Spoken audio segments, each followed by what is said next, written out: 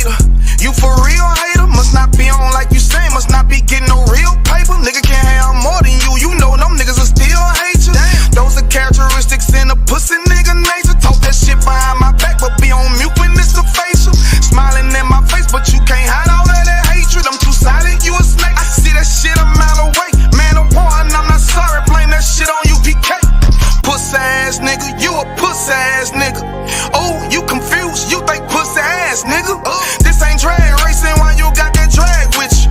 I'm a bad kidder, pull up with two bad bitches. Masculinity be the reason she into me. She say she loving all that big priest energy. Don't remember me when I step in the facility. I'm screaming I.S.U.P.K, fuck the enemy. Oh, hey, this that one West world shit right here. Think I ain't got the bitch on me, you trippin', homie, that bitch right here. Brown liquor, don't sip that clear. Cloud of vision, let's get shit clear. I ain't even fucked around, homie, put the crown on me, yeah, this my year. Yeah. And I do this shit for my niggas who solid. I ain't resent for I truly acknowledge you ain't in this truth and you ain't in this body, cause bitch, you one body. We see it coming cause we really prophets. Oh, want you about it, but you didn't stop it. A hard head make a soft ass, I guess that's why you stop with your soft ass. Hood nigga that can outclass bougie bitches who talking about class. Soon as you cut a motherfucker, they be like, why you talking to me like that? Valuable lesson. Before you judge, I will check the reflection. Real love is correct. Real love is perfection. Ain't a flaw in it, this is raw business. Brotherhood is a weapon. Fuck around and get stepped on, try to step, watch how you step. Fuck around and get stepped on, try to step, watch how you step. 10 times out of 10 when we get it in, nigga, it's a win.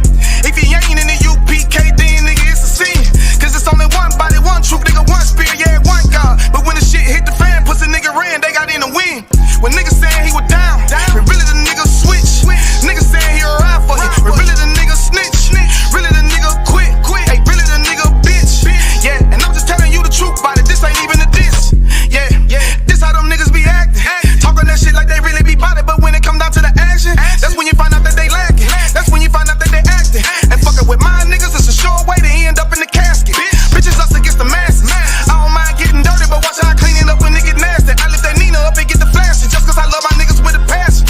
Yeah, oh, just cause I love my niggas with a passion. Borders of blue and fringing for the fashion. Yeah, you understand me? We standing tall on what we believe in. Yeah, either you stand on something or you fall for anything. Believe that.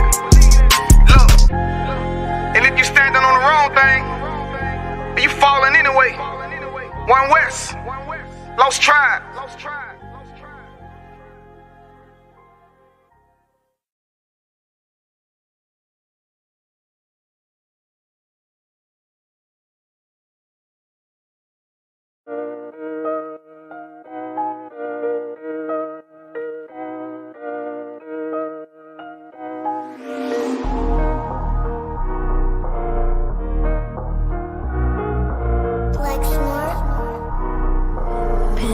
Kill the beat. I don't know who, somebody need to hear this. Y'all don't speak Hebrew, that's Yiddish. How the fuck you try to label us anti-Semitic? We the Israelites, blacks, native Hispanics. The Germans getting locked up for the Holocaust. Meanwhile, black people still up in the Holocaust. 100 million of us died in the transatlantic. 6 million died, y'all want the world to never forget it. You can never be a Jew, you a Ashkenaz. This ain't a star dumb, a gun that would die. Yeah, Yeezy told the truth and got ostracized. Not one person in the Bible had on a yarmulke. We were slaves in America like we was in Egypt. Y'all don't even fit the curses in the Torah neither. Y'all was blind to the truth, I had to make it clear. How Jerusalem, your land, your people came from Europe. That was 1947, your menorah got 9 sticks, it's really only 7. Yeah, it's us against the world, Armageddon. This what happened when you inherit lies from your ancestors. Y'all the synagogue of Satan with them black hats. Your whole nation sitting ducks, Aflacs. Bunch of thieves and culture vultures, ain't nothing kosher. To tell the truth, you vagabonds don't have a culture. Macedonia, Alexander and Philip, you a convert, so tell me, how the fuck is you Israel? That don't make you the people just cause you live there. Why my people can't hate your people like y'all hate Hitler? All the prophets was black and was called nigga. Y'all don't even fit the description that's in the scriptures. Abraham, all the way down to Jacob, we the real Jews. Y'all don't study Christ, y'all follow the Talmud. Keep it real, yeah, let's keep it real. Cold hard truth, it give you chills. Say y'all Jewish cause y'all ain't really them. About to do them like Hammond, it's the Feast of Purim. UPK undefeated, this an easy win. We was born fighting, y'all the evil twin. Jacob took hold of his heel, then out came his little red bastard, they kosher deals. It's only 12 tribes, y'all trying to make it 13. Esau despised his birthright, the Lord cursed him. He ain't the devil, who is? I'm still searching. Ask your rabbi, why he get them babies herpes? I don't know what's worse, that or you claiming that you a Maccabee. I'm about to cancel, everybody try to cancel ye. I ain't afraid to speak, that's what I do. They riding to the core, I'm just judging them by their fruit. Cause they ain't suffering curses. If I was carnal, I promise I'd punch you in person. I know this an uncomfortable subject. They making millions off our culture and black people suffering from it. Yeah, they don't believe in Christ, they the Antichrist. Make a living off of niggas, they a parasite. I ain't afraid to tell the truth, niggas terrified. I'm about to go DEFCON 4, I ain't satisfied. That is proof. That is absolute proof that they know we are the real Jews. That's absolute proof. Now, you got the records. Go find me a white Jew on any archaeology in Egypt anywhere. You will never find a piece of archaeology with white people as slaves in Egypt. So don't tell me that they were slaves and it's their identity, and they know it. And I know the blasphemy of them which say they are Jews and are not. The Lord knows the blasphemy of you so-called white people that say you are Jews and you are not Jews. You are not the people of the law. You are not God's chosen people. God's chosen people are living in the ghettos of America. God's chosen people are in poverty and depression in the streets of America. God's chosen people are walking around in America with no identity. That's where God's chosen people are.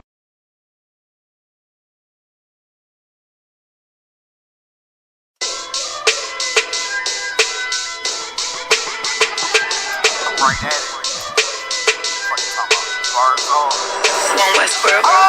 Hear the hunger in my voice, they used to tell me to speak up. The problem wasn't what I was saying, they couldn't keep up. Instead of moving around with some patience, they tried to speed up. It got colder than a bitter bitch, found me a way to heat up. What's a favor for a favor if we all didn't make it? Kept it 100 with everybody, but they just gon' change. I ain't get caught up in the hype, cause I ain't feel like I made it. Couldn't picture me here now, but here's your moment to frame it. And I ain't never understand that self-entitlement spirit. I felt your vibe, I don't wanna get near it. Before I made the appearance, I took a second, took a look in the mirror. This God, Lord, the only thing that I fear. Y'all got me fucked up. This all passion, it's tradition, it ain't fashion. It's no action. They make threats and it's still passing. I think massive, no respond, that's still tact. Y'all should quit rapping. Cheap shots, I'm cinematic. I ain't average, I'm an overthrow fanatic. How I go, you lose and win like asthmatics. I got first, that's automatic. I'm the best in my division. In the ghetto like the pigeons, in the hood like the engine. You a bird for that chicken. I don't fake split the scissors, cause my mind made up, nigga. We in the end of time, but my time ain't up. Now when I was young and running wild and wide-eyed like a cabbage patch, I had to get it as vivid, adapted to my habitat. It's certain shit I won't do, certain shit you can't prove. My shit sound like a payday, yours like more when the rent. If I had $1 for every dime you counted, I would be broke.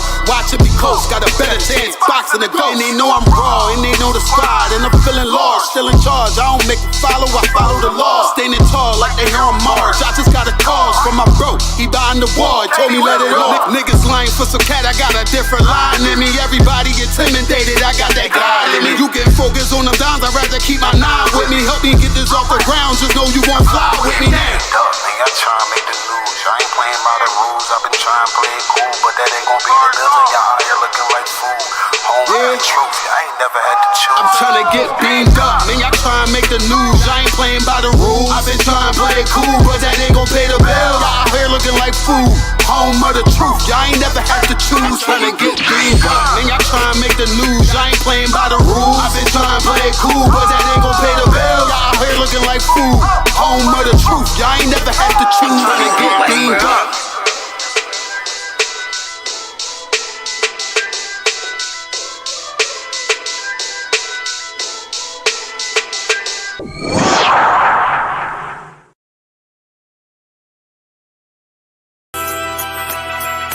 Okay.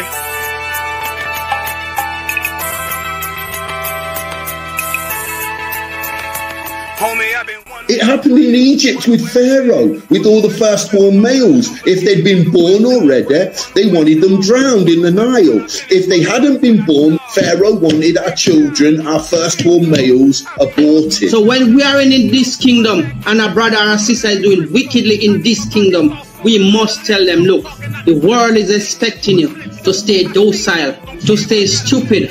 That's what Christianity teaches our people. Teaches our people to hate one another and love the oppressor. Like, we'll never forgive one another for anything that another brother or sister do to us, but we'll forgive the oppressor in a heartbeat. There's something wrong with that, man. Imagine living your life as a whole Christian your whole life, and life's good because you're a Christian and Jesus is white and everything's going great, and there's a landslide and the earth opens up and you go downstairs and you walk through this place and you see a black Jesus, man. Why is Jesus Christ black with an afro in the catacombs, man? This predates the Renaissance period. So when you read the book of Genesis, the trees in the garden with other nations, a leaf, what are the leaf to a tree? Cover the tree. So Adam took the covering of another nation. What's the covering of another nation? Their culture. So when the Most High saw him and said, yo, Adam, where are you, man? Why are you? Don't mean I can't find you. He was like, who is this nigga? Like that. Where are you, man? I don't know you. Okay. So the Ba al Banya Yasha'ala Wa Amarath Al Ham Wa Aidya Yahaw. The Ba means speak. Al, when it's joined with something, so Al Banya means what? Unto, right? Excellent. So Al, when it's joined with something, means unto. Banya means children. Yasha'ala is Israel. So unto the children of Israel. Like, if it's one thing a hoe gonna do, a hoe gonna hold. But you ain't, she can't hold if there's nobody to hold with. And the thing she said at the end, where she said, I went back and I lied to him and he still wouldn't do it. And then she threw up her hands and she said, well, he'll just be a brother. That's what he need. That's brothers. Right. If we have more brothers, hoes like her wouldn't have no outlet. There was a man in the land of Oz whose name was Job, and that man was perfect and upright. There you go, the man called Job. I think Job is what, that afflicted. And that man was perfect and upright, meaning what? You can be perfect, man. Job was a man like everybody else, man. Job was no angel, he didn't come from the heavens, and that man was perfect, meaning what? You can be perfect in the Bible. Being perfect is in the Bible. Let me have friends on my coattail way before Jimmy. Funny how the general ain't even see a penny. Better show respect, get smoked like a chimney. Keep my name out your mouth, don't even think it. Send a real Smith that y'all know Jada Pinkett. Both bald heads, my grain a $1.50. Lost my man to the game, that pain that stuck with me. Had to find a cheat code to the street though, cause them niggas getting foul, shoot you like a free throw. Keep spitting acid like a Mino, and the nigga be the nicest with a mean flow.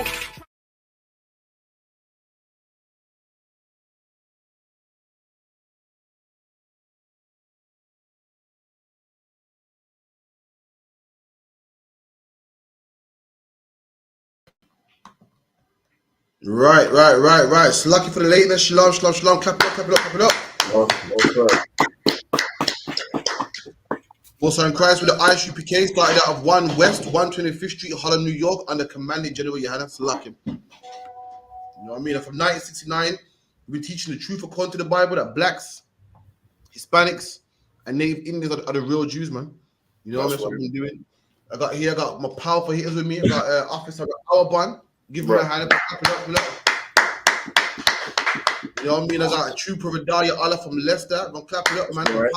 Here, man. You know what I mean? Life on the UPK. You know, here, these men here, the Lord gave me these men to take the UK, man. The Lord commissioned these men, myself, on the command General YAHANNA to take the UK, man. These are some powerful warriors right here, man. If you're in the UK, you want to know God, you're only going to know God by going to these men right here, man. Only these men right here have the truth, man. You want answers? You in Manchester, you go to Alban or to Zarp one. You in Leicester, you go to Ariala, you go to Vidalia Allah. Only these men got the truth, man. And with that, yeah, but classes, quick announcement, classes at 394 Lodge Road, B18 5PW, Monday, Wednesday, Thursday, 7 to 9. Classes also online for Manchester, 7 to 9 on Facebook, Periscope, Instagram, TikTok. Make sure you log into that as well, man.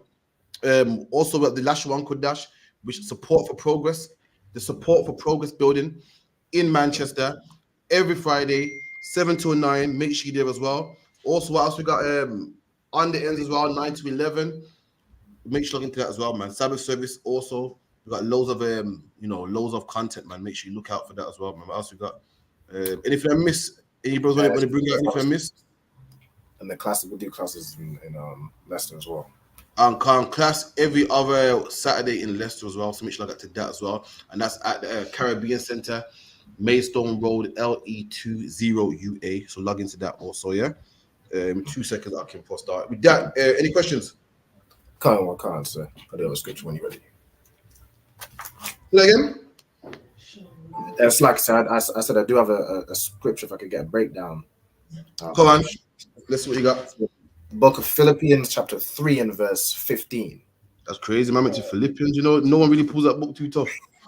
I can't even find it. I can't even find it, man.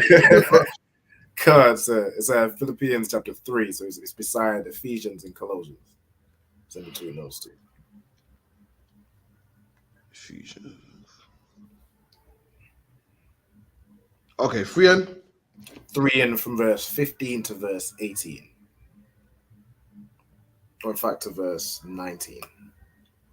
Come on. Book of Philippians chapter 3 and verse 15. Let us therefore, as many as be perfect, be thus minded. Come on. And if anything be otherwise minding, it's like here. And if in anything ye be otherwise minded, God shall reveal even this unto you. Right. So what's that? What's it saying? This is what you need help with. God, I want to know what it's talking about in specific, like in this time, and then if you can use this to relate to, you know what I'm saying, like in these days, these you can obviously use it to you know, to cut Christianity and Islam and all those fake religions, but could you also use it to cut those break off, you know, fake Israelite groups? You could do.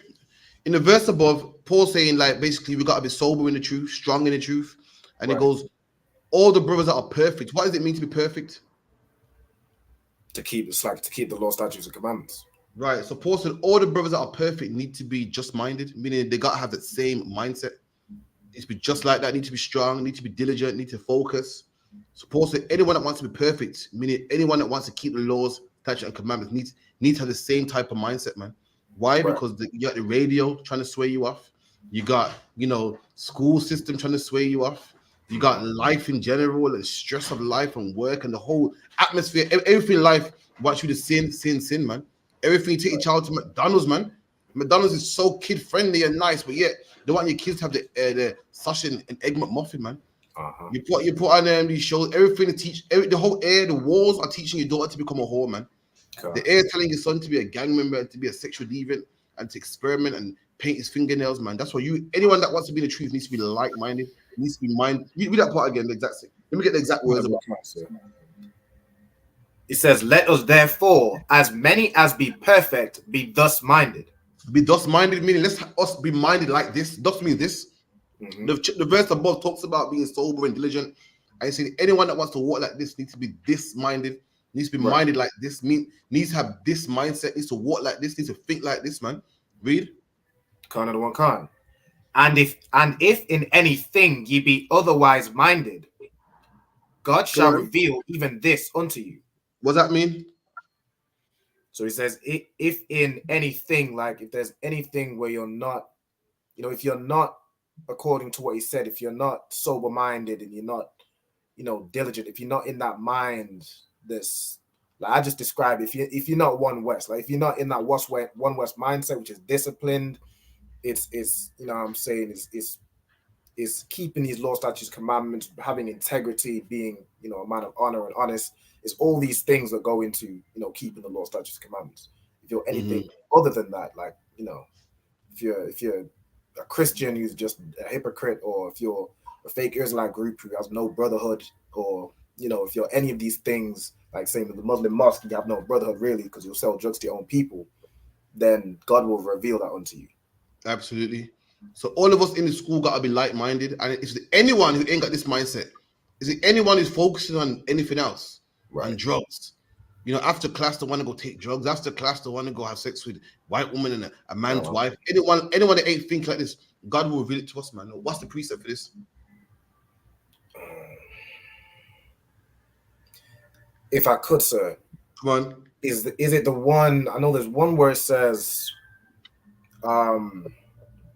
like, have we, where people that were saying, have we not prophesied in your name?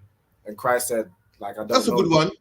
But this one saying how God will reveal that there's some brothers in here that's phony.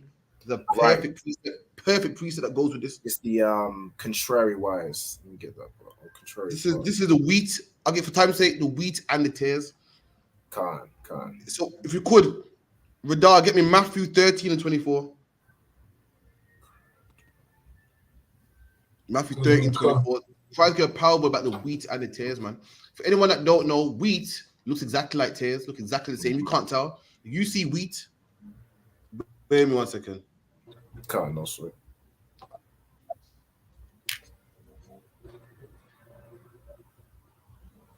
I'm looking. Can you man see me good? Yeah. Can't, sir. I had a little glitch there. So luck, yeah. For anyone that don't know, wheat looks exactly like tares, and there's only one way to tell what is wheat and what is tares. Does anyone know? It's like it says. Is it by grinding it? Nah, when it grows, man. When it grows, you realize what's the wheat and what's the tares, and that's the parable Christ gave about this. The brothers in the truth, like you ain't gotta go out there and spy on them and see what go on. They will grow, and you'll see. Go, yo, you know what I mean? You'll see what it is, man. You'll see a brother doing stuff on the weekend that you shouldn't be doing. You go, oh, okay, you're not about this, man. And God will reveal it, man. And that's what this scripture talks about. When it grows, you see that's wheat. When it grows, you say, oh, that's tares. But as seeds, you can't tell. They look exactly the same. And Christ gave a parable about that. Someone read that for me, Baba Kushar. Book of Matthew, chapter 13, verse 24. Another parable put he forth unto them, saying, the kingdom of heaven is likened unto a man in this field. Verse 25. But while men slept, his enemy came and sowed tares among the wheat. Right. So the kingdom of heaven is like a man. The kingdom of heaven is like a man that had good wheat in his field. And while men slept, they can hold up, put it back for now. Like I won't be able to. While men slept, the enemy came and put what? Tares among them, man. So imagine you got a field, a nice field, and you put good wheat's gonna grow, you can turn into bread, salad, do good stuff. And while you're around, a man comes and put weeds among it, man. Weeds have no purpose, none. They do nothing. You can't eat them, can't sell them, you can't make it into clothes or anything, have no purpose. A man come and put worthless tares, weeds among your good wheat, man. Read. Nice and strong. Verse 26. But when the blade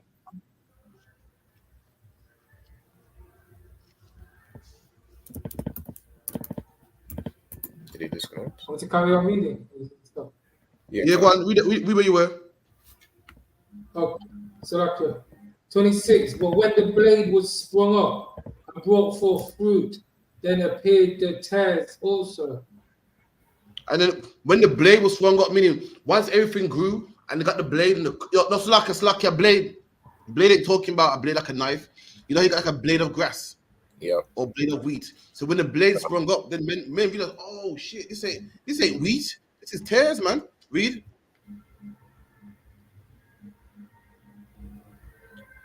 Verse 27. So the servant of the household came and said unto him, Sir, didst not thou sow good seed in thy field?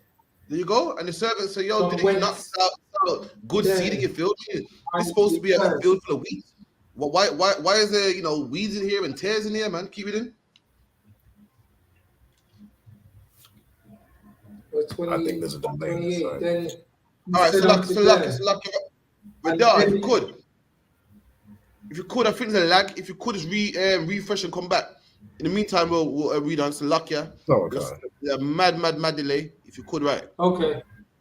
No sweat. Rabbi, in the meantime, if you get that, Bob Kushar. Okay. So Matthew 13 and verse 27. So the servants of the householder came and said unto him, Sir, didst not thou sow good seed in thy field? Come on. From whence then hath it tares? And the servant said, Sir, didn't you put good field in your didn't you put good seed in your field? So why am I seeing tares? Whenceforth is Old English for why or wherefore. Read on.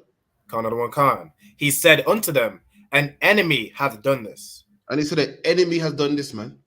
An enemy has done this, man. Meaning what? Christ came and Christ taught us what? How to love our brothers, man. Christ came and Christ taught us how to love our sisters, but how to keep the law, man. And a wicked one came. A wicked one came and taught us Christianity. A wicked one came and taught us about drugs and child molestation and rapes and having tattoos, man. And now our people, this is seeding our people's mind. Now our people are addicted to drugs and people addicted to Christianity and Christmas and Easter. That's the enemy that put tares amongst us, man. Read. Another one can. The servant said unto him, Will thou then that we go and gather them up? And the servant said, should we go and gather them up? Meaning what? Should we go and gather? Should we go around the school and find out who's, you know, who's genuine and who ain't genuine? Nah, man. And it's like, we'll get there. Keep it in. Kind of one kind. But he said, Nay, lest while ye gather up the tares, ye root up also the wheat with them. There you go. And the master goes, no, because while she gathering up the tares, you're going to root up the wheat also, man. Imagine if you went through the school figuring out who's legit and who ain't legit, man. You're going to get some brothers that are legit and certified, you know, trying. You're going to pull him out too. You're going to see a brother that made a mistake and pull him out when not knowing that in the future, this brother was going to fix up and change his life. He might have made a mistake now. So the master goes, no, man, because while she's doing that, you're going to pull out some good brothers too, man. Let's just wait. Keep it in. Kind of one kind. Let both grow together until the harvest. And they say, let both of them grow together until the harvest, man. And as you read on, you find out that the harvest is the kingdom of heaven. Skip me down some for time's sake. Give me where Christ breaks it down. Is it the parable about the, you know, to be on the breakdown? Same verse. Wait, what verse right now? 13 and what? Just read verse. I just started reading verse 30. Give me Is it from verse 37? No, the part where it explains, it says that the harvest is the end of the world and the angels will gather them up. You got it, yeah? Yeah, come on. Come on. From verse 36, then Jesus sent the multitude away and went into the house, and his disciples came unto him, saying, Declare unto us the parable of the tares of the field. He answered and said unto them, He that soweth the good seed is the Son of Man. There you go. This is how you know it's not talking about, when a lot of people break this down like Israelites mixing with other nations. It's not talking about that, man. It's talking about what is taught. He said Christ planted, he planted the good seed. Meaning what? Christ didn't plant Israelites. Christ taught Israelites. So what he planted was Israelites that keep the laws, statutes, and commandments. That makes sense. A lot of people say that what the good seed is Israelites and the tares is the other nations that are mixed in amongst them. Not talking about that. Christ lets you know what the good seed is. Christ said, I planted the good seed. Israelites was around long before Jesus Christ. Right. Meaning what? Christ planted Israelites that believe in the truth. Christ planted Israelites that don't eat pork, crab, shrimp, and lobster. Christ planted Israelites that don't celebrate Christmas. Christ said, I planted the good seed. We done?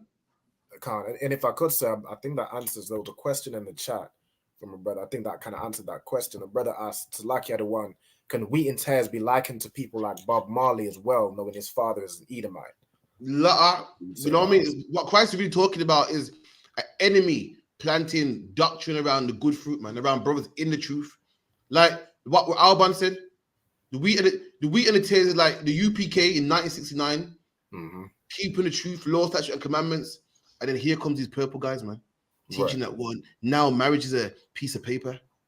You know, but now, you can rape women. And the Bible saying, don't go around there, find out who is who. The Lord will reveal it, man. And then people that believe in that garbage, they'll get kicked out, man. They'll do their own thing. They'll break off. That's what the Lord's talking about here. Christ said the good seed is what I planted. Israelites was around long before Christ came on the scene, man. Long before Yahushua. Yahushua himself was an Israelite. The seed he planted was brothers in the truth. And the tares is what? All these doctrines are flying around, man. All these Christianites, man, the Israelites / Christians, man, mixed in. And, now you can do this. Now you can teach that. You know what I mean? Keep it in. Kind of the one kind. The field is the world. And the field is the world, man. The world that we live in. So there's brothers in the truth, which Christ planted. And where are they? In the world, man. In this wicked world full of Christmas and Easter and all types of stuff, man. Battling and fighting and going for what we read in Philippians, man. We got to have that light mind of being strong and sober, man. Read. Kind of the one kind. The good seed are the children of the kingdom. There you go. And the good seed are the children of the kingdom. You know what I mean? The Israelites that believe in the truth, laws, statutes, commandments, fighting us in the UPK. Read. Kind of the one kind. But the tares are the children of the wicked one. And the tares are the children of the wicked one. You know what I mean? You ain't got to be a white man to be a child of the wicked one. Right. What's the precept? Come on, guys. What's the precept? Come on, kind of. If I could say, it's the one where it says, "Ye of your father, the devil." There you go, man. Yahushua said, "You are of your father, the devil," and he said it to Israelites, said it to black leaders Called him the father of the oppressor, man. Called him the father of the Romans. So you are of your father, the devil, man. That's all you gotta be. All you gotta do is be a Christian, man, to be a son of the wicked one. All you gotta be is be a Muslim, man, or a politician to be a son of the wicked one. You got to be Edomite. You know what I mean? If you follow that, if you follow the Edomites and love their culture, you can be a son of his also, man. And that's what the children are. That's what the tares are, the children of the wicked one, man. Keep it in. Okay. The enemy that sowed them is the devil. There you go. Read the enemy is the devil, the oppressor, the deceiver, man. Teaching our people Christianity, Christmas, all that type of stuff. They're the deceiver. Teaching our people it's okay to rape now. It's okay for a man to be with a white woman. You know, God don't see color, man. Love is love, man. Love is blind. Everyone that's saying before, love is blind. Love is blind, man. Love don't see color. All that stuff there, all them things there, deceive our people, man. And the devil puts it in our mind. We done? The harvest is the end of the world. And the harvest is the end of the world. When you read the parable, it talks about keep them together to the harvest. In the end of the world, read. And the reapers are the angels. And the reapers are the angels. Meaning what? We ain't got to go around and find out who's real and who's, who's certified and who's legit and who's really struggling and who's not. The angels will do it, man. We just teach. Brothers come to class. We don't say, brother, listen, let me go for your phone. Let me go for that. You come to class, you learn, man. And if you're doing anything other than what you should be doing, like what you read in Philippians, it'll be manifest, man. Why? Because the angels will make it manifest. The reapers are the angels. When you reap something, you gather it in. If you plant potatoes, when you harvest it, I mean you gather everything that you planted, and then the reapers that reaped in the wheat and the tares are the angels, man. And black man, you leave it to the angels, man. Listen, it will get exposed, man. It will get. Someone will blow the whistle. You know what I mean? It'll come out on your Insta feed, come out on your Facebook feed. It will happen, man. All you gotta do is leave it to God, but don't make a brother fight and try to go through your phone and check this. You know what I mean? The Bible goes, leave it, let them grow together, and those that ain't real, those that are sinning, it'll be made manifest, man. Keep it in. As therefore the tares are gathered and burned in the fire. There you go. And the tares are gathered together and burnt in the fire, man. Like if anyone that does gardening today, what do you do with the weeds, man? You pluck them up, gather them up, and you burn them in the fire. And that's what's going to happen to all the brothers and sisters that's not really in the truth, man. They're going to be burnt in the fire, man. Nuclear, thermal warfare, man. They're going to be burnt in the fire. Go back to where you was in Philippians, Slovakia, if you can find it. Good luck finding that. One second. So he says in verse 15, let us therefore, as many as be perfect, be thus minded. Go on, be like-minded, be this-minded, think like this, read. And if in anything ye be otherwise minded, God shall reveal even this unto you. How's God going to reveal it to us? We just read it, man. The angels, man. Right. The angels, man. The angels going to reveal it. It will come out and we know that you're not real, man. If anyone is minded differently to how we're minded, it will be what's the word we're looking for? It'll be made manifest, Salakia. Keep it in. Nevertheless, whereto we have already attained, let us walk by the same rule. Can't read that again. Same thing. Read that again. Nevertheless, whereto we have already attained, let us walk by the same rule. Let us mind the same thing. There you go. So let us mind the same thing. The precept for this is what? Be like-minded, man. Right. Let's mind the same things, all think the same, act the same. In the UPK, we all think the same. All of us have got one common goal, man, to raise up blacks, Hispanics, and Native Indians to our King Yahushua, man. We're all on one page. That's what it means to be one. When the Bible says that God and the Most High are one, it's not talking about they're the same people, man. Why they are the same? They got the same goal, like what we got in the UPK. How Paul instructs us, how Yahushua instructs us to be in the truth, also to have one goal, man, to think the same, one mind. Keep it in. That's right. Kind of the one kind. Brethren, be followers together of me. And again. Brethren, be followers together of me. And there you go, man. It goes, brethren. Paul said, brethren, man, meaning what? Paul is speaking to Chinese people, African people. He said, brethren, man, whoever he wrote this book to was his brothers. And you know, what did Paul say in the book of Romans, man? My brethren that are Israelites, man. Meaning what? Paul speaking to Israelites, man. In the book of Romans, Paul referred to his brethren as Israelites. So Paul speaking to Israelites and brethren, be followers of me, man.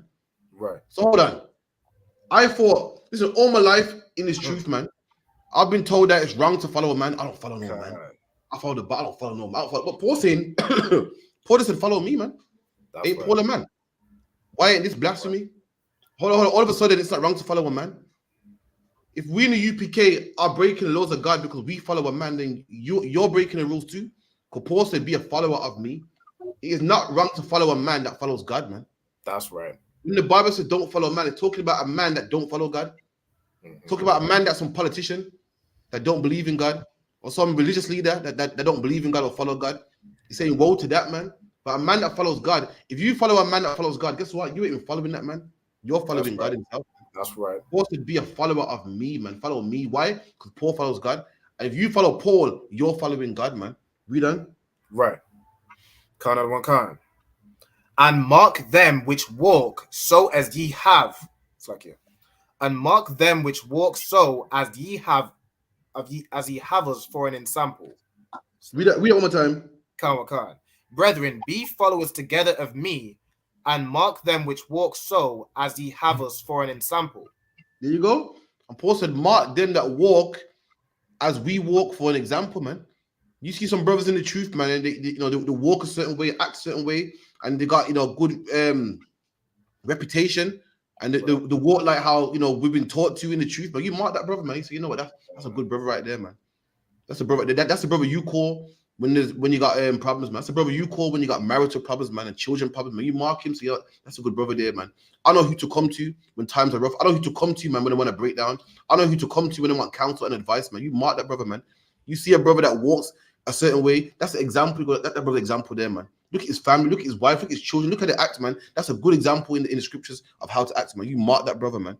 We done? That's right. Kind of the one kind. For many walk, of whom I have told you often, and now tell you even weeping, that they are the enemies of the cross of Christ. There you go. And there's brothers that walk contrary, and they are the enemies of Christ, man. They're the enemies, man. What did the Bible say about the wheat and tares, man? The enemy have done this. The brothers that are the enemy of Christ, the brothers that speak opposite, contrary to what the Bible teaches, man. And they're the enemy, man. And you mark them brothers too, man. You look out for them brothers too, man. You see a brother act a certain way. You hear a brother say something, man. You report it, man. You go to an officer, a captain above you, say, it's like, so the brother said this, man. Didn't sound kind of UPK, man. Right. This brother said something like, yo, can't stand this brother, man. You check him first and foremost, man. So it's like, what kind of shit is that? Right. And if the brother's over you and checks you, man, you go above, man. You mark a brother like that, man. You mark a brother saying something like, yeah, man, because can't wait for Christmas, man. Hold on, You mark him, man. You mark him. The brother's talking about, yeah, can't wait for Christmas, get this. You think, huh? You're sitting down with brothers, you hear a man say something. You go, yo. Yeah. You report that person, man. Brother or sister, man. So like, yeah. Hold your point. So like, yeah, one. Kind of the one kind. Whose end is destruction. And people are in the truth. They're in the truth, but they're walking contrary. The end is what? Whose end is destruction. And what did the parable say about people like that, man? They said what? They'll be gathered and burned. It's saying the exact same thing, just worded different. Man. Here it's saying the end. Here it's saying there's people in the truth, and leave them. Don't fight them. Leave them, man, and they'll be made manifest. And in the end is destruction. And the parable said what? There's wheat amongst the tares. Let them grow together. And in the end, the tares will be burned, man. Saying the exact same thing, man. You see the parallel, Rabban. You see it, yeah? Saying the exact same thing. Come on. Khan. Whose end is destruction, whose God is their belly. Mm-hmm. And their God is what? Break it down for me. Their God is their belly. Break it down for me. Khan. So they serve whatever they choose to do. They serve whatever lusts they have. Absolutely. Their God is what? The God is their belly, man. Right. When you're hungry, your belly grumbles, and when you eat, you feel I feel nice now, man. A lot of people serve a God because it's their belly. Rastafarians loves to be Rasta, man. Why? Because they believe in the teachings of Haile Selassie. They've read the book and researched it. No, man, because you love weed, man. And Rastafarianism allows you to smoke weed. That's all it is, man. Some people want to be a Muslim, but because they've read it back and forth and all the Arabic. No, man. Because you hate black people, man, and in your religion it says what? That you can hate the infidel, man. You can sell drugs to the infidel. Anyone that ain't Muslim, you can sell drugs to them. So you can be religious and be next to God, but still get your hustle on, man. Still drive that Range Rover, man. A lot of us, a lot of men don't want to fight their loss. Want to be, so what do they become? Christian? Because Christianity allows you to have sex with white women, man. It allows you to shoot up drugs, man, because no one's perfect. We all fall short of the glory of God. Your God is your belly, man. You serve yourself, man. That's who you serve yourself. You serve a religion that allows you to do it, man. You don't serve a religion that makes you fight it. And you like weed, but God says you can't smoke weed, so therefore, I'm gonna pick up my cross, man, and fight this, man. You want to, have sex with all types of women, but your religion says you can't do so you don't do it, man. You are a God that says you can do it. Go do it, man. What you want to smoke weed? Go smoke weed then, man. You want to be a sexual deviant when no one's perfect? Go do it, man. That's what you want to do, man. Keep it in. Can't. And whose glory is in their shame. And their glory is in their shame? Meaning what? Like, glory is glory and shame is shame. Some people, their glory is in their shame. Meaning what? Being naked is a shame. But nowadays, women's glory is being naked. They're famous for being naked. They're famous for rapping about having sex with 10 different men. Having sex with a man's woman is a shame. But now it's his glory. What is supposed to be a shame is his glory. Yeah, I have sex with every man's wives, man. You know what I mean? Don't what did Biggie say? Don't leave your girl around me, true player for real. That's Puff Daddy. Come on, man. Their glory is in the shame. Everything they're famous for is the things that you're supposed to be ashamed of. Things that you're supposed to be embarrassed of. Their glory is in their shame. A woman being ratchet, man, is supposed to be shameful. Woman's supposed to be shamefaced. But that's what she gets paid for now. That's what she's rich for now. That's what everyone knows her for now. Does that make sense, right, Alban? Can't, so that makes perfect sense. The word. Any more on that? I think the last part just says, who mind earthly things. And they mind, to mind something needs to care about. People say, pay that. When people say, don't pay that no mind. I mean, don't pay that no attention. They have attention on earthly things, man. Being naked, carnival's coming up soon, summertime. Right. I need to go get them shorts because men love to see women naked, and that's what they think about, man. And, I need to get my breast done because men love that, and I gotta sell drugs because I need a new range and a new this and new that. They mind the earthly things, man. They don't mind the things that God cares about. God cares about you not having sex with a man's wives, man, but you care about having sex with men's wives. You mind the earthly things, man. Right. God minds you to love your husband, man, but you want to have sex with loads of different men. You're minding the earthly things, man. You're minding the things that bring you wealth and look good and the chains and the gold. That's what it needs to mind the earthly things, to pay attention to earthly things, man. That's what your mind's on. Okay. Any more on that, or that to if I could, there's actually a verse in verse 21. That's what I want to know means by the last part, just to make sure. So, should I just read on because there's like 2 more verses? Yeah, go on. Come on, sir. For our conversation is in heaven, from whence also we look for the Savior, the Lord Jesus Christ. There you go. So everyone minds the earthly things, but we mind the heavenly things, man. Right. We mind the heavenly things where your house is coming from. The things of heaven, man. The things that make the kingdom of heaven. That's what we mind. That's what our conversation is about. That's what we talk about. That's what we're mindful about. That's the things that are on our mind. How much brothers can we get in the truth? Well, there's a new app called TikTok, so let's use this to get brothers in the truth. There's a new app called Instagram, so let's use this to get brothers in the truth. Let me tell you something. All these social medias come out and people go crazy for it. The brothers in the UPK, we go crazy for them same apps. Right. Not so we can monetize and make money, just so we can use it to bring brothers in the truth. That's our conversation. Our conversation about heaven. The ones there. Listen, it's crazy. Every app, every technology, every phone, anything that comes out, we use it to get brothers in the truth, man. So luck, yeah. Down to we have a FIFA tournament in the school, man. Right. Right, to raise money or to get brothers in the truth, man, or to get brothers in the world into our groups so we can get them in the truth. That's what our mind's on. While everyone else is minding the everything, our conversation in heaven, everything we do to get brothers in the truth, man. We go to the club, man, we party, having a wonderful time, but we're going our fringes. Also, we're fishing too, man. That's everything we do. We join TikTok. Everyone else on TikTok to monetize and get the 10K followers. We're on there to get brothers in the truth, man. Mm-hmm. While everyone else is minding the worldly things, the Bible gives the flip side. I showed you how we're minding the heavenly things. Read. That's right. Kind of one kind. Who shall change our vile body that it may be fashioned? And the Bible goes, who shall change our wild body? Who's the him that's going to change our wild body? This is Christ, sir. There you go. The verse above. He's saying, our Christ, who shall change our wild body? Meaning Christ is the one that's going to change our vile body, man. Our body's vile, man. Before we came in the truth, we were all types of pimps and sexual deviants and white woman loving and two man loving. And Christ came and changed our vile bodies, man. We think different now, man. In the UPK, a man would never lie down with the next man now, man. A man would never put a spliff to his lips, man. Why? Because Christ changed our vile, disgusting bodies, man. Our bodies was vile before that, man.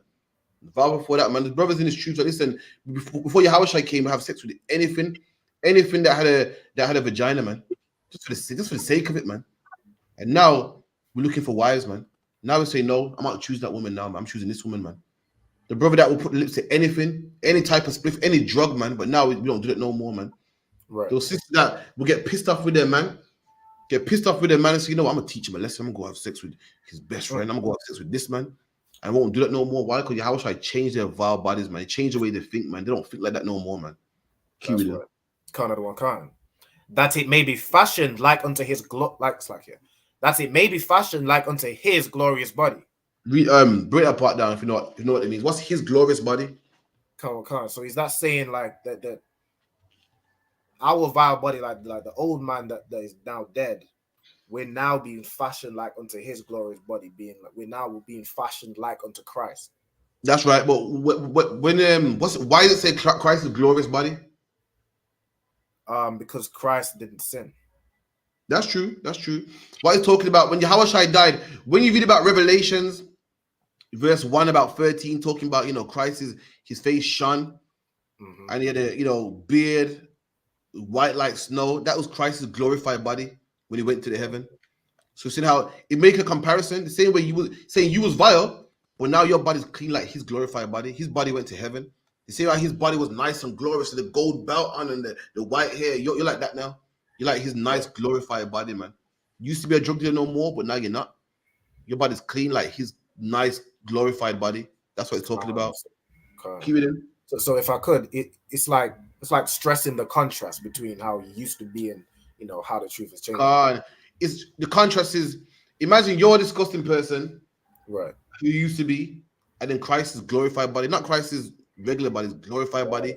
Right. Saying that was you. Now you like him. You like how he was when John saw the vision, glowing, eyes red, face shine, brass, glowing, looking good. That's you now, because you put the weed down and pork down and crab and Christmas and Easter and tattoos down. You feel me? According to the working whereby he is able even to subdue all things unto himself. There you go, man. And Christ is able to subdue all things by himself, man. Take over all things by himself, man. Christ is able to turn you from a wicked man to a good man. He's able to do that, man. And that's why we got to come to the truth. That's the whole point of that chapter. Any question on that regardless, or that to Ab? If I could, so on the last part where it says to subdue all things unto himself, is that referring to like temptations of sin? Subdue meaning what? It's talking about how we was a disgusting person back in the day and we changed. Right. And Christ is able to subdue things. Subdue means to hold something down. Okay. Christ is able to change us. Who we used to be, held it down, got rid of it. He can do that. He can make you a brand new person. Right. You feel me? Like when you go, for instance, you go to you're a man, you're a murderer, you go to jail, they lock you up. You come out of jail and try to get a job, you can't get a job because you get passed, because your DBS check. Christ is able to subdue that. He's able to make you a brand new person, like you've never killed nobody in your life, and change you for the kingdom of heaven. He's able to subdue that. He's able to take your filthy body away and make you glorified. He can do that. Anywhere else, it won't happen. Anywhere else in life, it won't happen. Anywhere else, like this, you kill somebody and you go to the judge and go, your judge, 20 years later, you go to judge, I killed someone 20 years ago, but I'm changed now. He don't give a damn. You go in jail, man. Right. Christ is able to subdue what you done in the past and say, you know what, you're free, man, let it go, man. Only he can do such thing. You feel me? That's what he's talking about. Any more questions? Let's talk. Is there a question? Like when Christ comes back, will Israelites who are not in the truth be like killed as well? And would there be any chance for them, like obviously like children, like disabled, but would there be a chance for those who are not in the truth? So the question is, when Christ comes back, would brothers in the truth be killed? No, but outside the truth. Outside the truth be killed on his return, and the answer is yes. Someone get me that scripture, man. Prepared for the devil and his angels, man. And also, someone get me that the wheat and the tares, man. We read the wheat and the tares. What happens to the tares? in the parable? Eventually.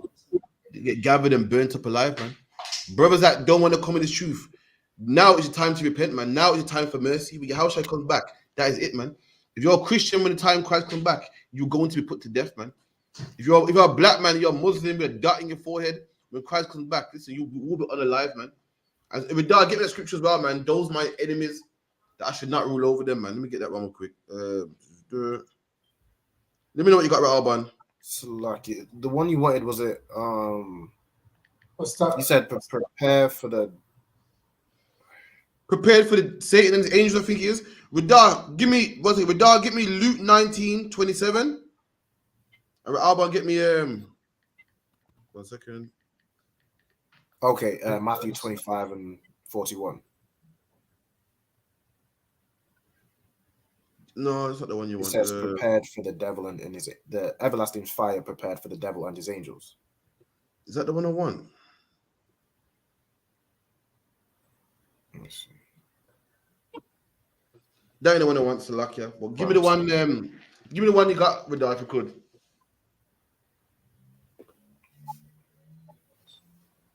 Book of Luke, chapter 19, verse 27. But those my enemies which would not that I should reign over them. And your house said, those my enemies. And slay them. Christ said, those my enemies. 1 second. Christ said, those my enemies that don't want me to reign over them. And when you read the chapter, Christ talking about what scribes and Pharisees, man. They said, what? Caesar is our king. We got no king but Caesar. Who's this man from Nazareth, man, talking about he's our king, man? Christ, them same men that don't want us to rule over him, them same men, when Christ comes back, they're going to be brothers saying, no, I believe in white Jesus, man. Who the hell is this? I'm a Muslim, man. Muhammad is the only prophet. Who the hell is this, man? Christ is them type of man there. Read.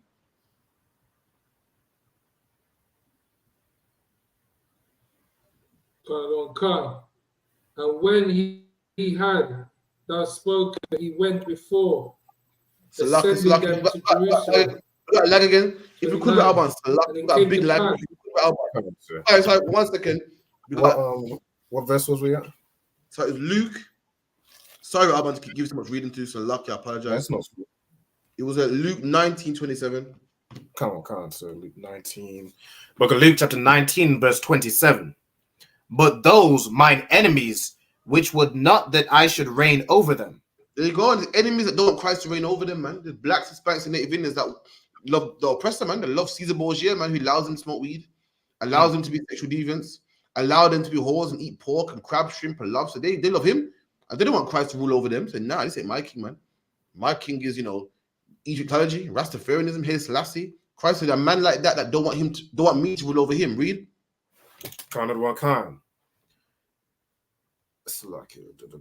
Bring hither and slay them before me. And Christ said, bring them Muslims over here, man. Bring them black Christians over here, man. Bring them black Egyptologists over here, man, and slay them before me, man. That's crazy, that is. That don't sound too Christian, but it's the Bible. Man. That don't sound Christian, but it's the Bible, man. Christ said, what? Slay people before me. Christ got enemies. Christ got enemies, and them enemies that don't want him to rule. Bring them hither, man. Bring them right here, man. And slay them before me. The black men that don't want to believe in Christ, the black Hispanics and Native Indians that want to, the Hispanic men out there that believe in Mary, and you can't tell them no different. And the black men out there that believe in Rastafarianism, and you can't tell them no different, man. And this is their end, man. This is what's gonna happen to them if you don't change, man. You know what I mean? What was your second question, sis? Would there be people that are spared, if they help truth as well?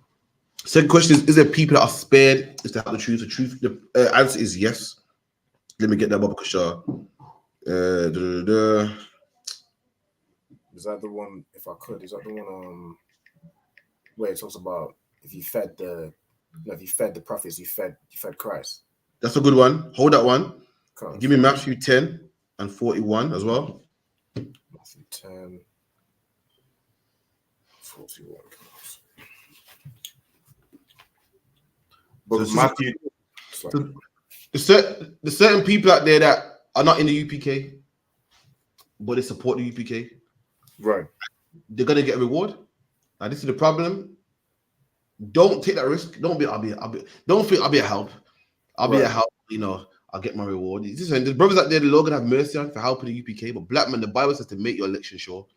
Don't sit on the sidelines and think. Well, the Bible does say, you know, you can be a help. I'm gonna be a help. No, black man, Hispanic man, Native Indian man. These helps are getting mercy. Don't hope that you get mercy. Don't hope and say, oh, I might get some hope. Lord allow the Lord will give me some mercy for helping brothers in the truth. Black man, you make sure you make the kingdom of heaven, man. You make sure. Now, if I help, it does get some mercy, that's good. But black man, don't gamble your life like that, man. Don't do it, man. You know what I mean? So I'm gonna read the scripture saying that brothers that do help get a reward too. But listen, don't think that I can sit back and just give a little donation here and there, man, because it might not happen. Remember, this is mercy right here. Mercy is something that's given to you that you don't deserve. Right. You might not get it, man. You might not get it, man. Read that, Baba Kashar. Can't. Book of Matthew, chapter 10 and verse 41. He that receiveth a prophet. The Bible says, he that receives a prophet, he that receives a prophet. How do you receive a prophet, man? Receive him in your house, donations, feeding brothers, looking after brothers, housing brothers, braiding brothers' hair. You're receiving him. A prophet speaks to you, and you go, okay, I understand that. That's you receiving a prophet, man. And looking out for him, looking after him. That's a brother receiving him. You know, in opposed to a brother rejecting him. A brother that rejects you now is a brother that don't listen to what you got to say, don't change his life, don't help you, is against you, speaking against you. You know what I mean? Flagging all your videos. Right. You know what I mean? Flagging, putting negative comments in all the truth videos. That's someone in opposition. And the opposite of that will be someone receiving you. Someone who agrees and supports and give donations and press like sometimes and shit and helps out, man. Read. Right. Can't. But it's like he that receiveth a prophet in the name of a prophet shall receive a prophet's reward. And a man that helps out the truth will get a prophet's reward, man. Imagine you help the truth so much that you get a reward like your prophet. You get the kingdom of heaven like you was on the street corners. You get the kingdom of heaven like you was on the street corner speaking, like you was doing class, because you helped that much, man. The Bible, he that receives a prophet shall get a prophet's reward, man. You get a crown on your head. Like anybody would have thought you was out there doing class. Anyone would have thought that you was out there, you know, speaking on TikTok and speaking on Instagram, speaking on Facebook, fixing brothers' lives and the whole nine, man. That's what the scripture's saying. Get me the one that you had, right, Alban, if you could. Can't, sir. The one I have is in the Matthew chapter 25 and verse 34. Then shall the king say unto them on his right hand. So this is a parable. Christ had a parable about what the wheat and the tares. They did a parable about what was it? The goats and the sheep. The goats and the sheep. For anyone that know, the goats usually refers to the oppressor, and the sheep refers to what? The Israelites, man. You know what I mean? Reason being is what? Goats live in. Have you ever heard of the mountain goat? Can't. It lives on the mountain. Have you seen it about? Who's seen that goat on the mountain? And he walks on its side, so don't fall out. That's just ridiculous, man. God. You know what I mean? For anyone that don't know, Esau or the oppressors from the mountains, they're the caveman from the mountains, man. That's why the Bible refers to them as the mountain goats. A mountain goat's a wild goat that lives on the mountain, which is crazy. Because if you gotta live somewhere, you gotta live where there's grass and soil, and terrain. You know, you can't plant seeds on the mountain. But that's where the oppressor lives. Once upon a time, the mountain was where nobody wanted to go. And the oppressor was pushed out into the mountains. In the mountain, there's no fertile soil. You can't get no grapes, and you know everything to live is in soil. The grapes, the wheat, you know what I mean, barley, whatever the case may be, you need it on soil. So anyone living in the mountain was F's for him. It wasn't good for him. Right. The mountain was a place you didn't want to live. It's rocks in there, and the oppressor was pushed out into the mountains, man. That's his land. So the Bible referred to him as a goat, because goats live in the mountains too, man. Goats are wild and rough, and that was him. Keep it in. God. Then the king say, it's like it. Then shall the king say unto them on his right hand, come, ye blessed of my father. There you go. And those on the right hand were the sheep. The sheep, man. Sheep are animals that are well kept, follow the shepherd, all like-minded. Sheep actually come. I've had a herd of sheep. They're all together. You know, some of them walk in single file. They're all like-minded. So the Bible refers to us as the sheep. We're meant to follow our king, man. We're meant to be like-minded. Then you got the rough goat, man. That's rough. That believes in two men can marry. That believes in a woman can abort a baby. They're rough, man. Living, you know, in the rocks, living in the caves, man. Keep it in. So the Bible goes, Moses said to them on the left, which was the sheep. The right, Salakia, which is the sheep. Keep it in. Khan. Inherit the kingdom prepared for you from the foundation of the world. Inherit the kingdom prepared for you, man. Our job, also to follow Yahweh, Israelites that follow Yahweh, the sheep. We're gonna get the kingdom of heaven, man. We're getting that prophet's reward, man. We're gonna inherit the kingdom that was prepared for us from the beginning of the world. Meaning what? When the world began, it was always ordained that blacks, Hispanics, and Native Indians will have the land of Israel, man. It was ordained from the beginning of the world, man. But because we sinned, we live in Aston now. We live in London now. We live in Manchester now. We live in Texas now, Liverpool now, Bronx, Brooklyn, New York, New Orleans, and all the ghettos, man. But initially, it was ordained for us, man, to rule in Jerusalem, man. You know what I mean? The Lord's holy land, man. Read. For I was an hungered, and ye gave me meat. And Jesus Christ said, I was hungry, and you gave me meat. Read. I was thirsty, and ye gave me drink. Hold on. Jesus Christ said, I was thirsty, and you gave me something to drink. Read. I was a stranger, and ye took me in. And Jesus Christ said, I was a stranger. I was in a land that I weren't really from here. I didn't know people from here. I'm in a land that I'm not really sure. I'm a sojourner, I'm a stranger, I'm a traveler. And you said, you know what? Come into my house, man. Come into my house. Take a seat, man. Let me take your coat off you, man. Let me give you a drink, man. Christ is saying this, read. Naked, and ye clothed me. And Christ, I had no clothes. And you brothers gave me some clothes. Put some clothes on me, read. I was sick, and ye visited me. And Christ, I was sick. I wasn't feeling good, and you visited me. You saw, you was asking how I'm doing, how I'm getting on. Inquired of me, read. I was in prison, and ye came unto me. I was in prison, locked up, man, and you came and saved me, man. Help me out, read. Then shall the righteous answer him, saying, Lord, when saw we thee and hungered and fed thee? And then the righteous will say to Christ, Lord, when did we see you hungry and feed you, man? I don't remember that happening. I don't remember seeing you hungry and feeding you. When did that happen, man? Read. Or thirsty and gave thee drink. They said, when did I see you thirsty and give you something to drink? Read. When saw we thee a stranger and took thee in? He said, when did I take you in? When was you a stranger and I took you in? When did this happen? Read. Or naked and clothed thee? Come on. Or where saw we thee sick or in prison and came unto thee? Come on. And the king shall answer and say unto them. And this is what Yahweh shall answer and say, read. Verily I say unto you, inasmuch as ye have done it unto one of the least of these, my brethren, come on, ye have done it unto me. There you go, man. That's a brother being a help. Brother's gonna say, listen, Christ, when did I see you hungry and feed you? Christ, listen, if you feed my brother, you fed me, man. That's right. You clothed my brother, you clothed me, man. You looked after one of these brothers in the truth. You looked after me, man. You see a brother in the UPK and you become his wife and make sure he's braided and looking good and house him and make sure he's fine and not giving him a headache. You've done it to Christ. You've done it to Jesus Christ, man. That's right. Letting you know that what some brothers that help out in the truth, some brothers that help in the truth, man. And guess what? Their help is appreciated.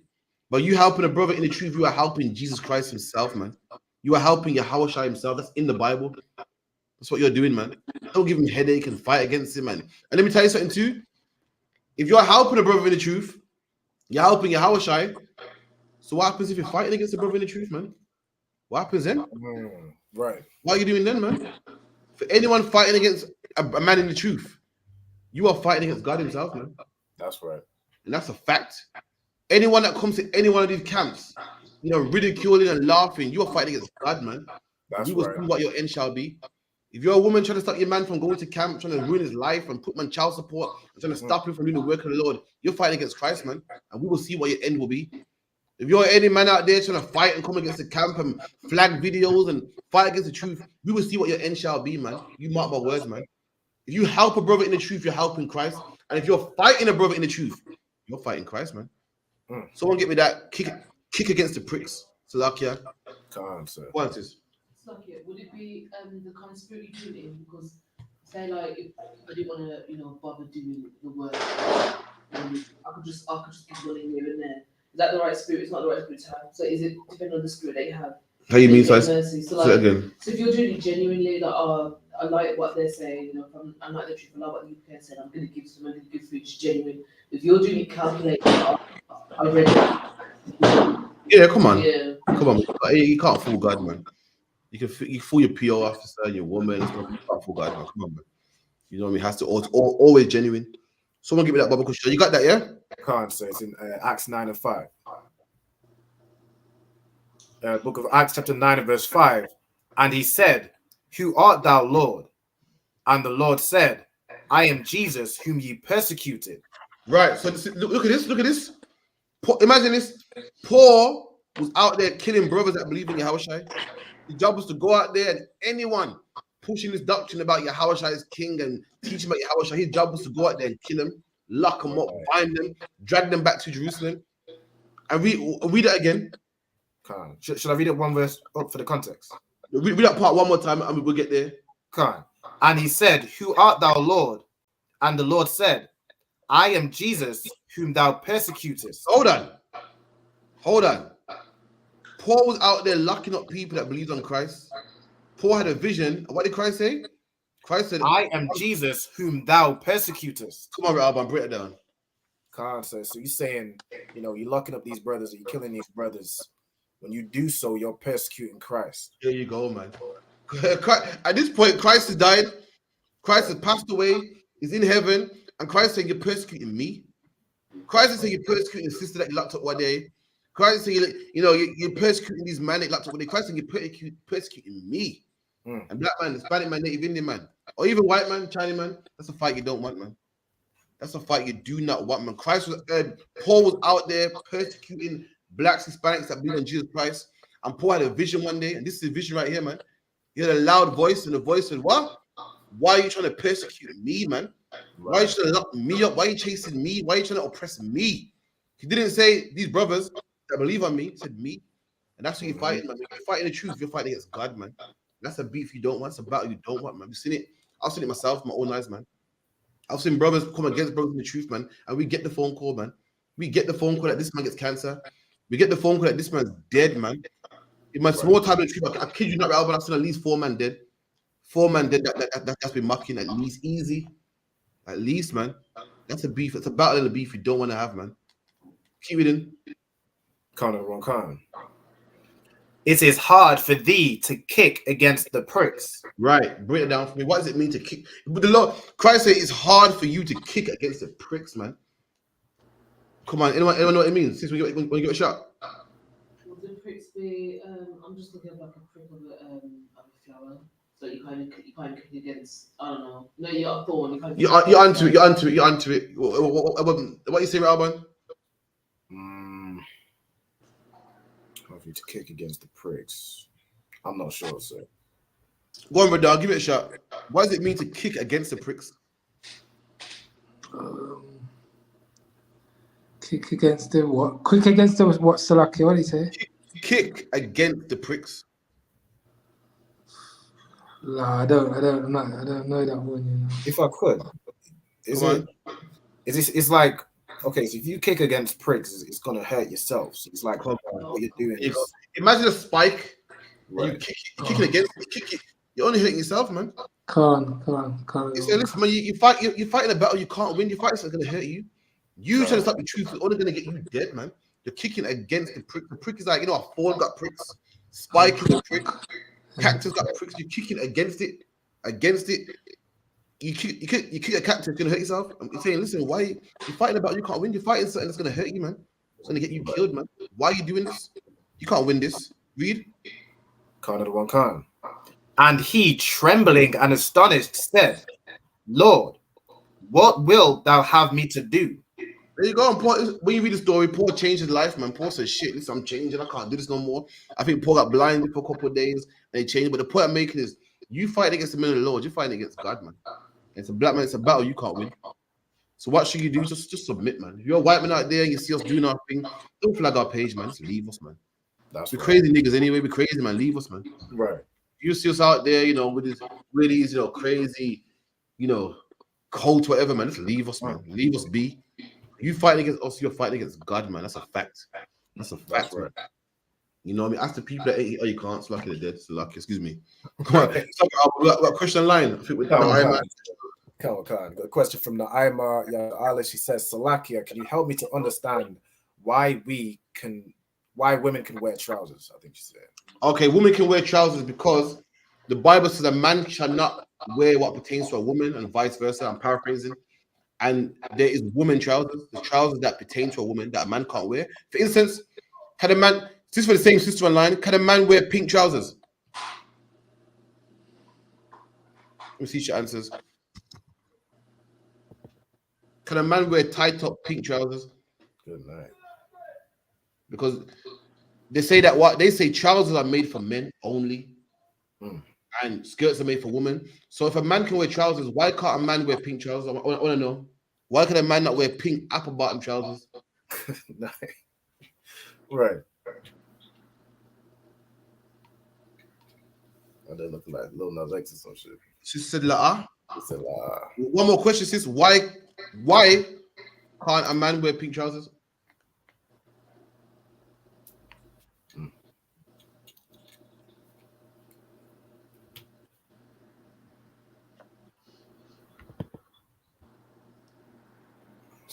I'll let you answer. Why can't a man wear pink trousers? With the upper bottom size. What's called the upper bottom size? The upper bottom size. Like and because it's for females. There's trousers made for females, and there's trousers made for males. When the Bible said a man can't put on a woman's garment, meaning what? You shouldn't see a man. I think, is that a woman? Is that a man? Right. It shouldn't be blurry. For instance, you got shoes.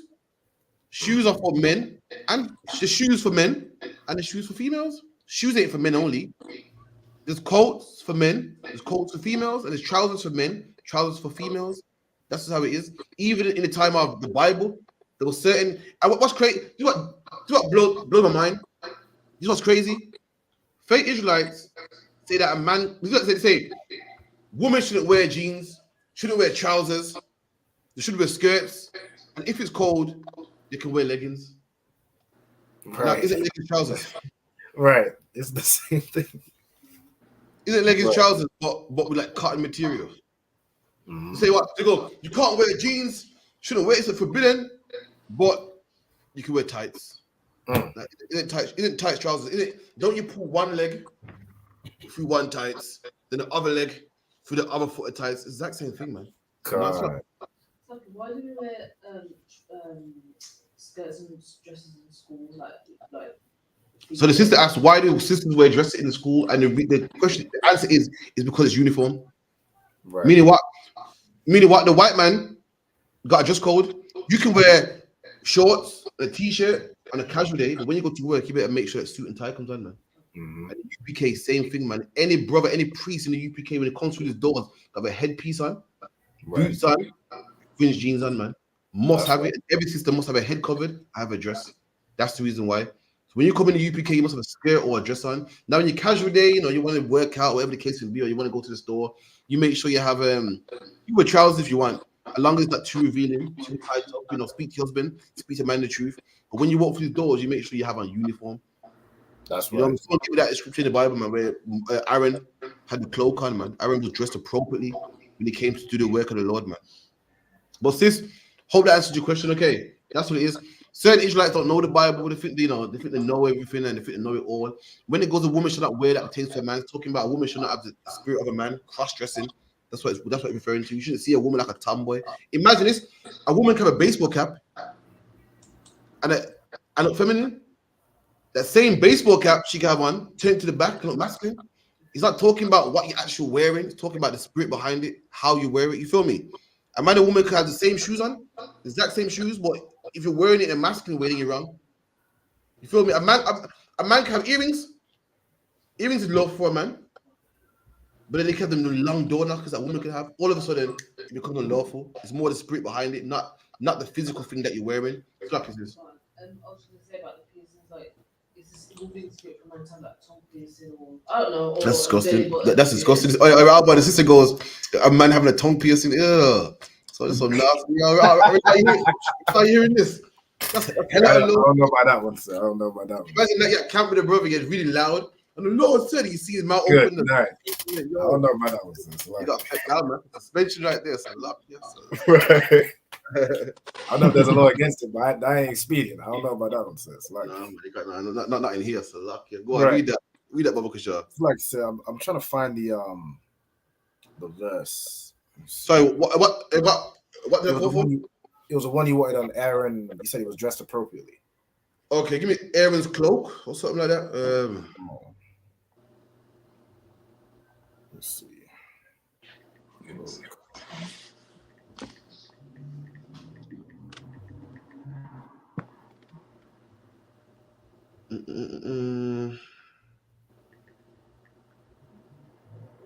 Yeah, give me Exodus 28 and 34. Just 28. I'm asking the wife for that, trust me, man.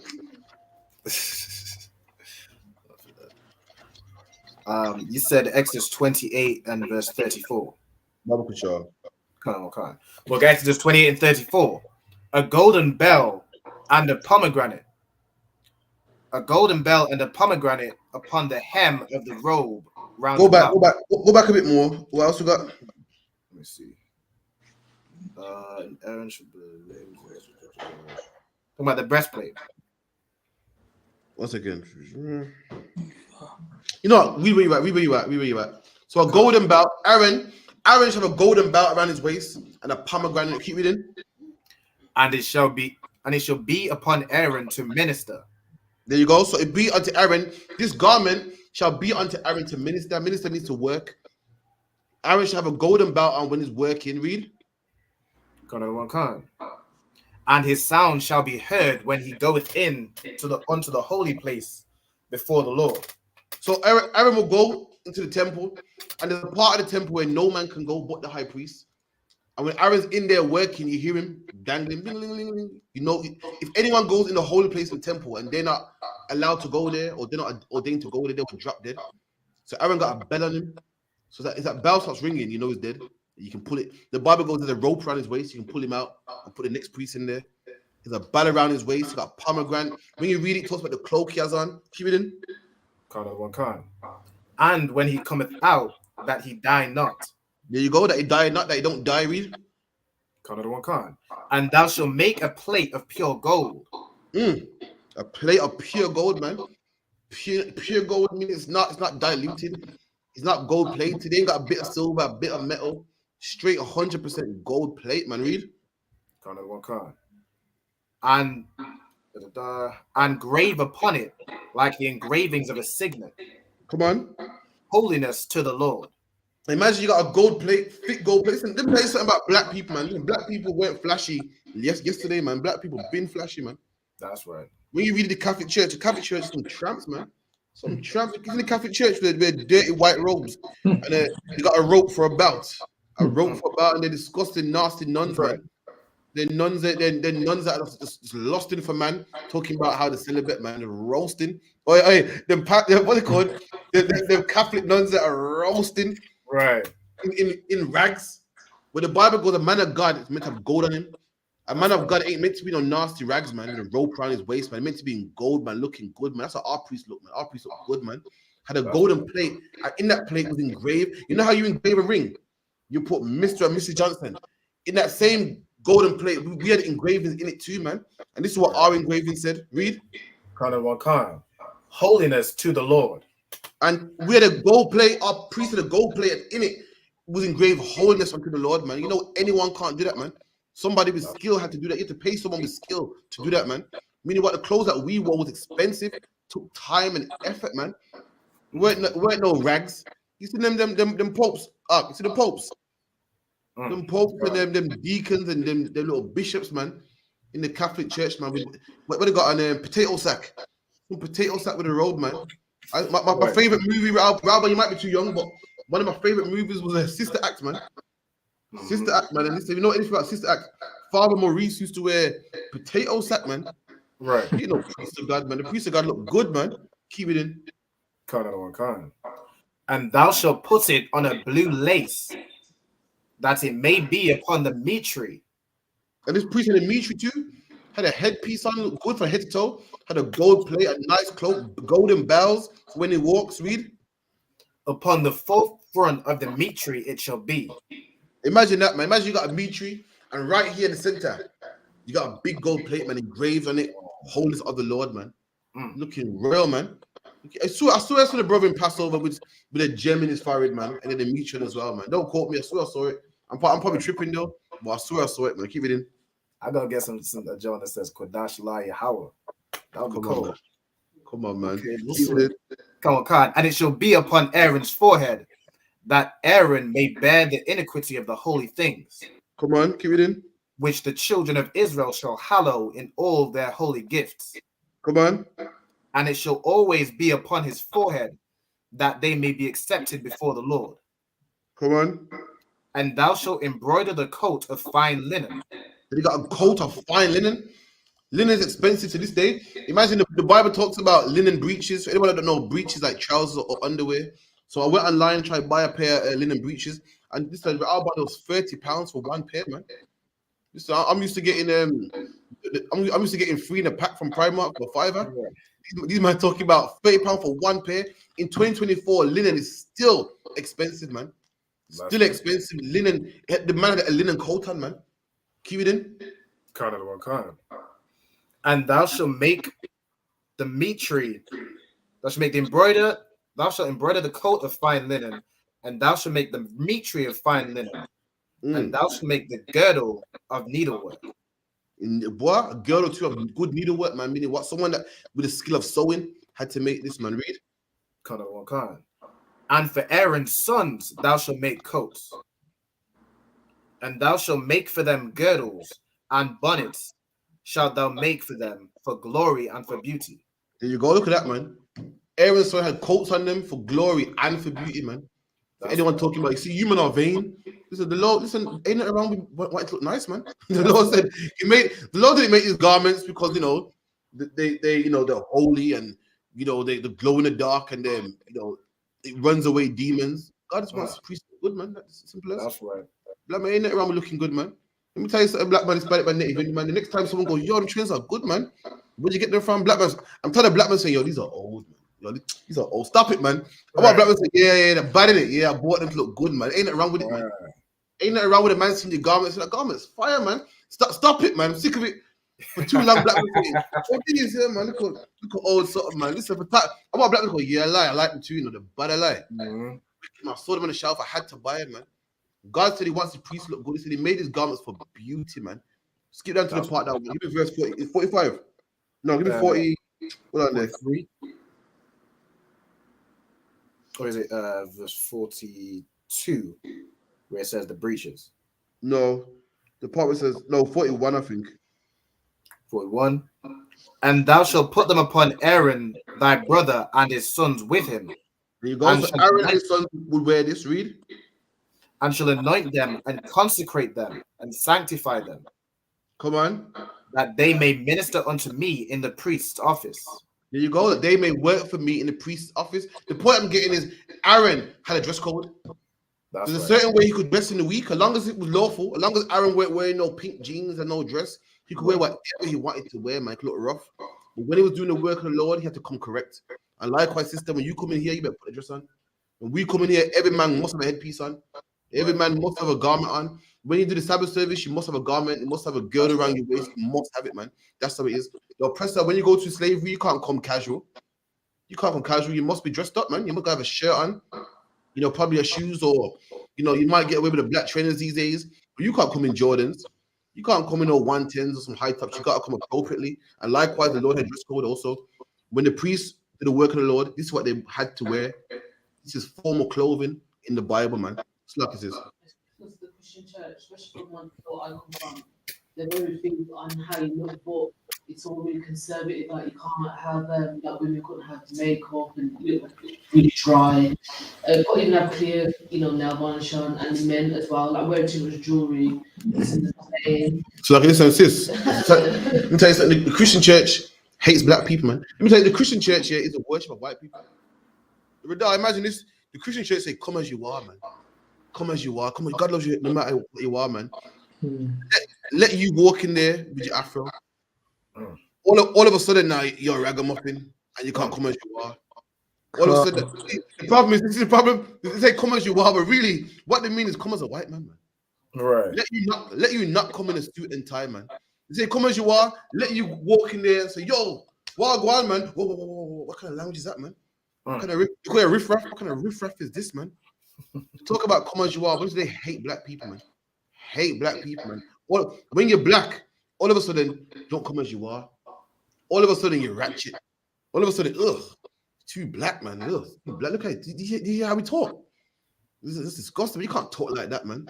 Go in there and talk back, man. Go out there, yeah. No one gonna say, well, come as you are, man. The brother is like this, is like that. Nah, man. When they say come as you are, I mean if you're a white man and you want to come in them washed out jeans, yeah, you're fine, man. Well, you go in there with half your hair plaited and your other half not plaited, man. Listen, they'll tell you where you gotta go. They'll tell you where you gotta go. They got the Christian church act like they ain't got a dress code. They got a dress code, man. That dress code is a dress code of the white man. A dress code is what? Suit and tie. That dress code is, yo, put away them Jordans. We don't want to see them Jordans. Ugh, that's disgusting, man. Don't come in here with a tracksuit. Tracksuit in God's house. Ugh, put that away, man. The Christian church got a dress code. Believe that. You can believe that, man. You know what I mean? So Lucky, 1 second. Where Mr. Lucky? Any more questions? I don't see any in the chat. Let's see. We got 5 minutes left anyway. Let me see what we got. There was a bit more at the end. Let me see. No, I think so. Any questions, Vidar? No. All right, no sweat. Read where you were, Alban. Read where you were from. Was it 42? Was it? 40. Khan. Verse 42. And thou shalt make them linen breeches to cover their nakedness. There you go, and thou shalt give them what? Linen breeches to cover their nakedness, man. So what? Under your garment, you got linen breeches, you got trousers under your garment, which is the difference from a long garment and a skirt. Because a long garment has trousers under it, but a skirt don't have it. You feel me?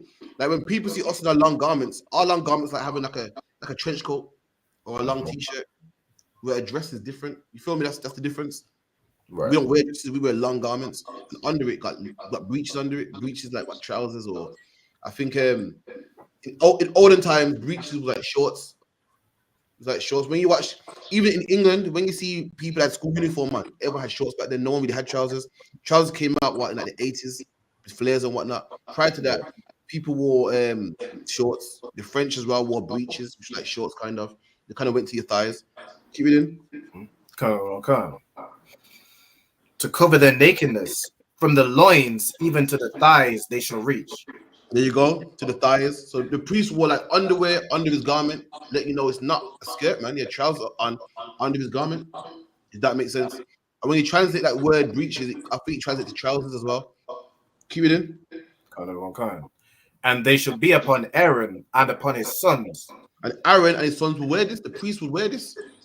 They had a strict dress code. The priest, just like what? If you went to the bank and you saw a man without his tie, you'd be like, what the hell is this? You went to the bank, to get a loan. You saw a man in a t-shirt without a jacket. You'd be like, what the hell is this, man? And the priest also had a dress code. This was the dress code. If they did anything less than what we're reading, they wouldn't be dressed appropriately. They'd be ill-equipped to come to work today. Keep it in. Come. And they shall be upon Aaron and upon his sons when they come in unto the tabernacle of the congregation. When they come in unto the tabernacle of the congregation. There you go. So when they come to work, this is how they should dress. Meaning what, in their spare time, they can wear, whatever they want according to the law. According to what the law permits, they can wear. But when they come to come here, they had to wear this. Had to wear an official dress code. God. This goes into fringes also, man. When people say, oh, you got fringes on your t-shirts, man. No, man. You got fringes when you do the work of the Lord, man. You have a fringe on your official garment when you come to the work of the Lord, man. You know, if you had to have fringes on every garment, that means you would need fringes on your night clothes, man. Right. That means when you go to the gym, you need fringes. That means if you was a gardener, you would need fringes, man. That means if you was a scuba diver, you need fringes on your scuba diving equipment too, man. If you're a doctor and you on your white coat, you would need fringes on that too, man. That's ridiculous, man. That would mean also, yeah. You need fringes on your underwear, man. Right. Your pajamas. You're talking about your official clothing to do the work of the Lord, but that's what you would need, man. Any man with no fringes doing the work of the Lord was like, yo, what's he doing? Your garment ain't talking about your regular garment, man. It's ridiculous. If you see one more t-shirt with fringes, I'm gonna go crazy, man. It looks like a skirt, man. Right. Look, you've made a t-shirt unclean. Right. You turn the t-shirt into a dress, man. You're now a man wearing a dress, man. Your garment is talking about your official garment. Let's prove that real quick, man. When the Bible goes, you need fringes on your garment, man. Your garment ain't talking about your everyday wear, man. Gosh. 1 second. God.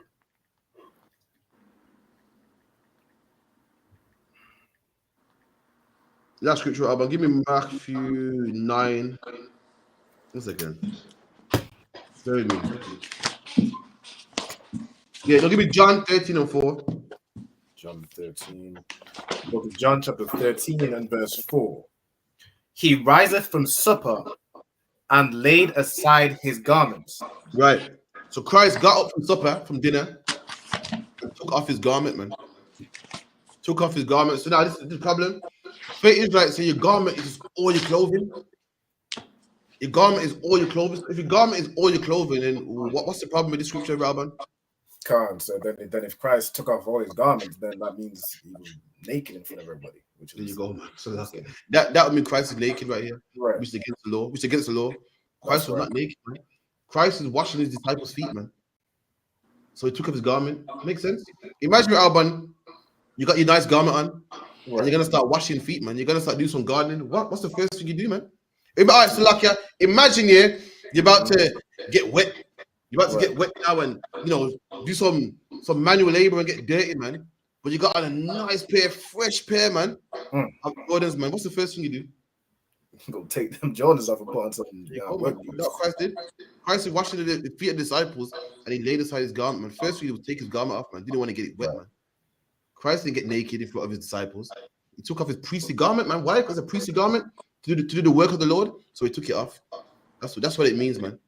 God. You know what I mean? So one more question before we wrap up online. Sister said, Naima, she says, I don't even know how to pronounce that word. Zit. I don't know what that is. Zit, it means. Zit is what the so-called Jewish man called fringes. Fringes are custom. Someone get me that real quick in the scriptures as well before we wrap up. Fringes are custom. If you're talking about them four shoestring things that go on the edge of your garment, then no, it's not our custom. If you're talking about fringes on t-shirts or tassels on t-shirts, no, that's not our garment. If you're talking about fringes on the border of your garment, that is our custom. And it's in the Bible, in the book of Numbers. You get me? Right. Read it. In the book of Numbers, let me get book of Numbers, chapter 15 and verse 38. Speak unto the children of Israel, and bid them that they make fringes in the borders of their garments. There you go. The Lord commanded that we make fringes in the borders of our garments, man. The border is what's the border? The border is not the four corners, man. It's black talk. How black people talk. When a man says, "Yo, I went to the four corners of the earth," it's slang because the earth don't have corners, man. It means I've been all around the earth. When the Bible goes four corners of your garment, it ain't talking about four strings in your garment, man. It's talking about all around your garment, man. Right. The Bible goes. I'll read it one more time, Baba Shah. Speak unto the children of Israel and bid them that they make them fringes in the borders of their garments. Right. The Bible says put fringes in the borders of your garment. The border of your garment is like the end of your t-shirt, man. The border is the seams. It's the seams, man. For instance, what is the border of England? What is the border of England and Scotland? Sucks if I could. Come on. The border is where they meet. The border is where they meet, man. Mm-hmm. The border is where they meet. So the border of your garment is where one piece of material will meet the other piece of material, man. Which should be what? Your shoulders. Down the side of your leg pants.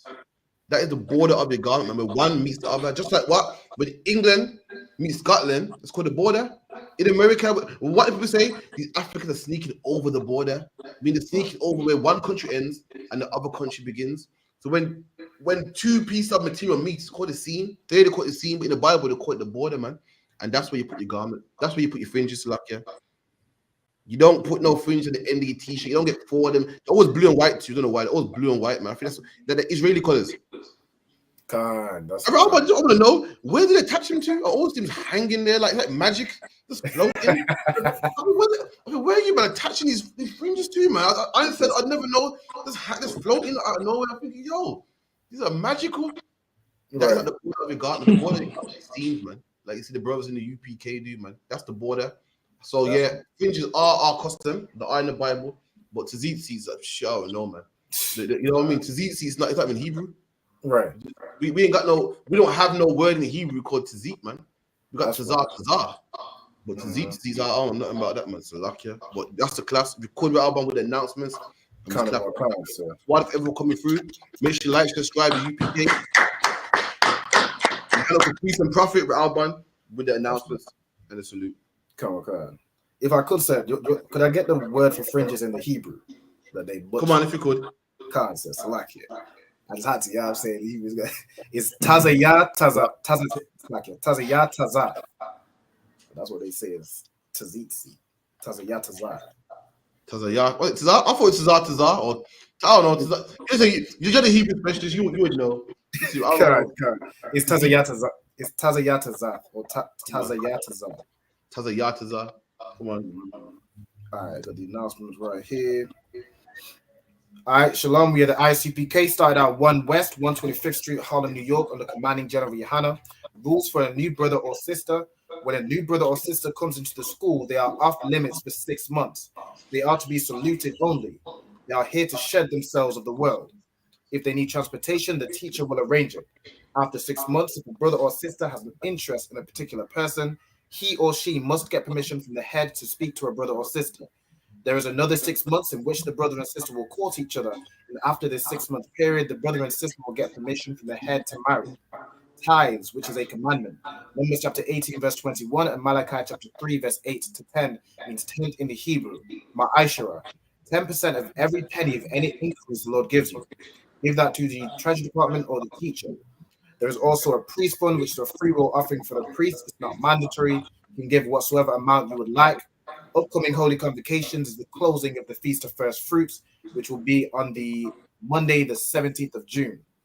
All Akim and Aquas, remember to check the bulletin board in the hallway. And if anybody was to be a trooper in the school, start wearing all black. That's boots, shirts, pants, headbands, and scarf. And with that, I'm Madiam. The teacher, I got the Karathya 1 courtesy salute. So, you men of Israel, I'm Madiam Shabbat. I'm Madiam, Barak. Yahweh Yad Yamata, and Sa to set turn to face sisters.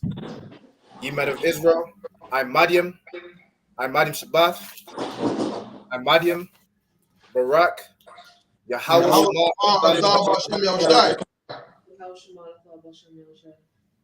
Yad Yamata, and class dismissed.